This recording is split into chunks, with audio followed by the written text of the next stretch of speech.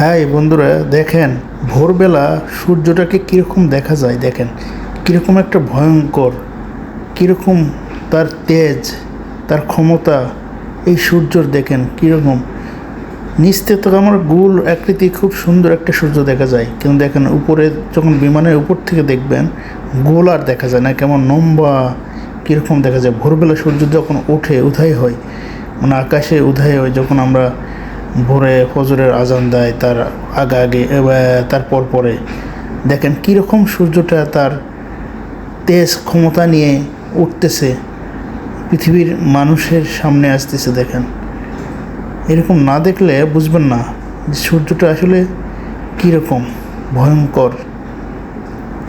দুনিয়াতেই সূর্যটা এরকম ভয়ঙ্কর, মৃত্যুর পরে যে কিয়ামতের মাঠে সূর্য তাহলে কীরকম হবে হিসাব করছেন? সূর্যটা যখন 3.5 হাত মাথার উপরে আসবে, তখন তাহলে কীরকম ভয়ঙ্কর রূপ হবে। এখন দুনিয়াতে আমরা বিমানের উপর থেকে যেরকম দেখতে পাচ্ছি, বাস্তবে যখন 3 হাত মাথার উপর চলে আসবে তখন কীরকম লাগবে তাহলে বোঝেন।